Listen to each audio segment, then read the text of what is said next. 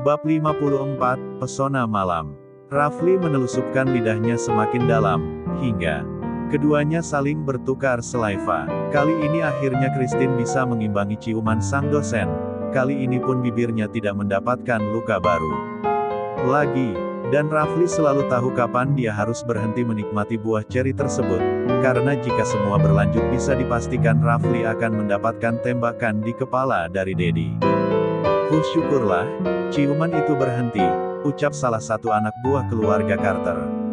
Dia mengawasi dari gedung yang ada di sebelah sana, menggunakan teropong dengan teknologi paling canggih, hingga meski jaraknya cukup jauh namun dia bisa melihat apapun yang terjadi di dalam dapur Rafli. Ada sebuah jendela kaca yang jadi jalan lintasnya untuk mengawasi.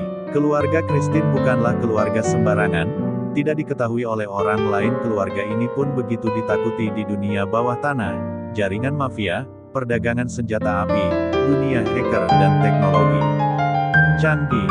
Semua hal itu dikuasai oleh Dedi dan Mommy Christine, bahkan anak-anaknya sendiri pun tak ada yang mengetahuinya.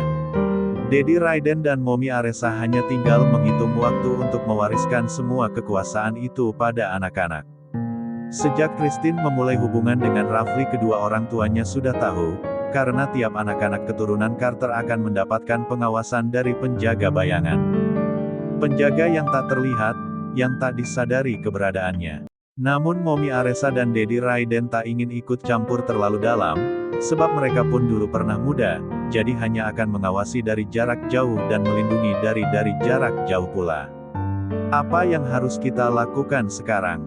Jika Tuan Raiden tahu dia pasti akan kesal, ucap salah satu penjaga. Saat ini Christine sedang diawasi oleh 3 penjaga koordinasi. Jadilah pengantar makanan, pura-pura salah antar, sahut yang lain. Baiklah, aku akan datang ke sana, balas lainnya lagi. Tak sampai 10 menit, pintu apartemen Rafli langsung berbunyi. Rafli dan Christine yang sedang saling berpelukan jadi melepaskan secara perlahan. Aku saja yang buka, ucap Christine.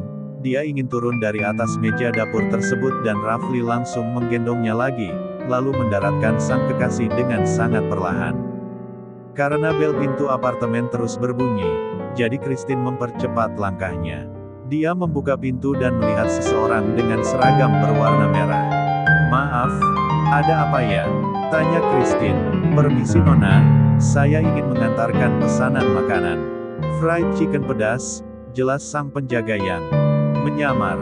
Dahi Christine berkerut, kami tidak melakukan pemesanan apapun, mungkin salah alamat. Coba diperiksa lagi. Benar Nona, apartemen luksuri unit 008. Ada apa Christine? Tanya Rafli, karena penasaran dia jadi keluar juga. Refleks memanggil Christine seperti Nathan memanggil Christine. Memangnya Bapak pesan makanan? Balas Christine pula. Rafli lantas membuka pintu semakin lebar dan melihat apa yang terjadi di luar sana. Tiba-tiba ada kiriman makanan yang tidak jelas asal-usulnya. Rafli akhirnya membayar paket tersebut, namun makanannya dia berikan pada sang pengantar. Christine setuju dengan hal itu, mereka tak tahu apa-apa tentang makanan tersebut. Selesai urusan dengan makanan yang tidak jelas, mereka kembali menutup pintu. Aneh ya, memangnya di sini sering salah kirim paket makanan? Tanya Christine. Tidak, ini baru pertama kali selama aku tinggal di sini. Sepertinya gara-gara ada kamu, jadi paket salah kirim itu datang. Kenapa jadi salahku? Gerutu Christine, bibirnya menspik. Dan tiap kali Christine membuat ekspresi wajah seperti itu selalu saja terlihat lucu bagi Rafli, pria yang selama ini wajahnya selalu terlihat dingin dan datar kini jadi lebih banyak tersenyum, meskipun hanya senyum kecil. Beberapa waktu lalu kegiatan memasak Rafli terjeda, bukan hanya karena sedih tentang Oma, tapi juga tentang Christine yang sudah berani menciumnya lebih dulu. Bahkan bukan hanya sekedar kecupan, tapi ciuman dalam dan begitu hangat. Ciuman yang membuat Rafli semakin yakin bahwa Christine pun menginginkannya. Hubungan mereka bukan sekedar karena kesepakatan, tapi sesuai dengan keinginan hati. Aku bantu apa? Tanya Christine, saat Rafli kembali melanjutkan semua pekerjaannya yang terjeda. Kamu bisa masak nasi. Christine tersenyum kikuk, katakan bagaimana caranya. Nanti lama-lama juga aku bisa, balas Christine. Dia tidak ingin menjawab bahwa dia tidak bisa masak, Christine justru ingin belajar. Di ujung sana para pengawal pun melaporkan pula kegiatan tersebut pada tuannya. Christine yang belajar masak dengan kekasihnya. Beberapa foto terkirim ke ponsel Dedi Raiden. Ci anak ini, sejak dulu disuruh belajar masak tidak mau. Sekarang dengan Rafli dia menurut sekali, dasar bucin. Kesal Dedi Raiden. Untung saja Rafli adalah pria yang baik, bukan Casanova seperti dia dulu. Karena itu pulalah Dedi Raiden merestui hubungan ini. Awalnya Dedi Raiden memang merasa cemburu saat melihat kedekatan Christine dengan kekasihnya, namun semakin lama memandang foto tersebut membuat Dedi Raiden bersyukur juga. Christine sudah tumbuh dewasa dan kini bahkan belajar masak pula. Sekitar 30 menit berkutat di dapur akhirnya semua hidangan telah tersaji di atas meja makan. Tapi karena semuanya masih terlalu panas, Rafli meminta Christine untuk mandi lebih dulu. Ada beberapa baju milik Hailey di kamar itu, mandilah di sana dan pakai baju dia, ucap Rafli, menunjuk kamar yang biasa ditempati Hailey dan Mama saat menginap di sini. Tidak aku takut. Kenapa? Ingin aku temani? Bukan begitu Pak, tapi aku tidak mau mandi, seperti ini saja tidak apa-apa, aku tidak merasa gerah. Mandilah biar lebih nyaman, jangan mesyung saja pikiranmu, balas Rafli, mode galak. Dia bahkan menjitak kepala Christine, sebab dia tahu pasti apa yang ada di dalam kepala gadis ini. Christine mencebik, tahu saja jika dia sedang berpikir yang, iya, sana, aku juga akan mandi di kamarku sendiri, balas Rafli. Bahkan bergerak lebih dulu untuk meninggalkan dapur tersebut. Mau tidak mau akhirnya Christine menuruti ucapan sang dosen. Selesai mandi Christine memakai salah satu baju milik Hailey, tiap kali dia berdua dengan Pak Rafli. Seperti ini Christine lebih nyaman menggunakan baju setelan olahraga. Untungnya ada baju seperti itu di dalam lemari, bedanya saat ini bajunya lengan pendek. Kamu suka sekali memakai setelan olahraga, kata Rafli. Mereka sudah kembali bertemu di meja makan.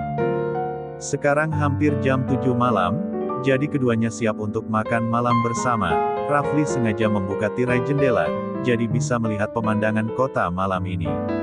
Indah dengan banyak lampu yang menyala. Saat ini mereka akan duduk saling berdampingan. Sebenarnya saat sekolah aku memang suka olahraga, Dedi Raiden juga memberiku guru khusus untuk belajar bela diri. Jadi kamu bisa berkelahi. Bukan berkelahi, tapi melindungi diri. Coba tunjukkan padaku. Tidak aku malu, balas Christine. Rafli yang penasaran jadi berdiri lagi.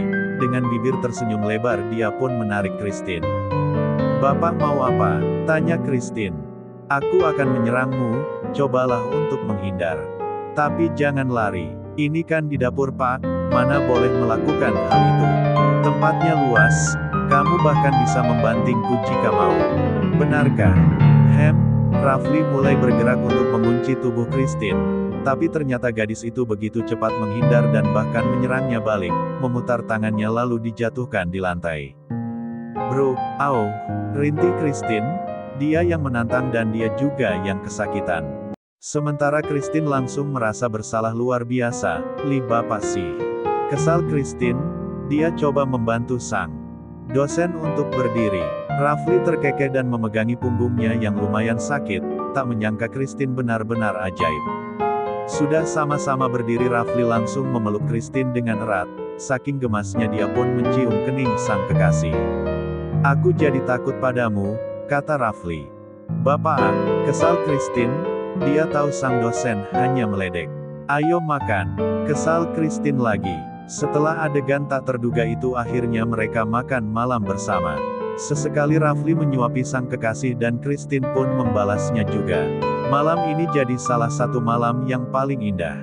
Bahkan di ujung makan malam tersebut, Rafli pun mengecup buah ceri yang kini jadi candunya.